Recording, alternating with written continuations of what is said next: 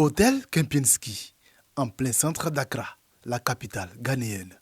C'est ici que le 9 juillet dernier s'est tenue la réunion de haut niveau entre la Côte d'Ivoire et le Ghana, avec de hauts représentants de la chaîne de valeur du cacao, industriels, traders, broyeurs. Réunion qui s'est soldée par la signature d'un pacte économique pour un cacao durable. Dans le pacte économique, il y a un engagement fort pour faire en sorte que le différentiel qui rémunère chaque pays ne soit plus négatif. Il y a également un engagement fort pour faire en sorte que les planteurs pour lesquels nous nous sommes engagés à donner au moins 60 à 70% du prix du marché, que ce défi soit toujours relevé. On parle toujours de durabilité du cacao en mettant en avant l'aspect social et environnemental. Mais pour nous, pays producteurs, le plus important, c'est l'aspect économique, c'est-à-dire comment obtenir un meilleur prix pour nos producteurs. Et c'est ce sur quoi nous nous sommes mis d'accord avec les industriels. Ce sont au total 16 chocolatiers, négociants et transformateurs qui ont signé le pacte économique à Accra, engagés à jouer leur rôle et assumer leurs responsabilités dans l'obtention d'un prix rémunérateur aux producteurs. Nous nous engageons à essayer, dans la mesure du possible, de promouvoir, d'aider et d'arriver au maximum pour une rémunération la plus juste possible et la plus profitable. Très important, le fermier est payé un vrai prix. Payer le juste prix aux agriculteurs, idée fondatrice de la mise sur pied de l'union sacrée entre la Côte d'Ivoire et le Ghana. Ces deux pays, qui représentent le tiers de la production cacaoyère mondiale, ont décidé d'unir leurs forces pour faire pression sur les marchés. L'initiative s'est matérialisée en mars 2018 avec la signature de la déclaration d'Abidjan. Depuis, la flamme ne s'est pas éteinte, bien au contraire.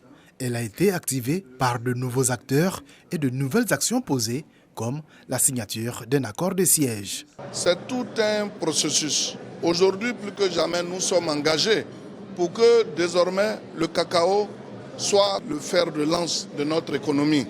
Donc aujourd'hui, plus que jamais, nous avons décidé de nous accorder, le Ghana et la Côte d'Ivoire, pour pouvoir atteindre les objectifs de développement de notre secteur d'activité, le cacao, et de faire en sorte que le producteur ivoirien, tout comme le producteur ghanéen, vraiment soit au centre des actions qu'il mène. La première action dans le cadre de cette coopération a été menée en août 2018 à Pidar, à la frontière ivoiro-ghanéenne.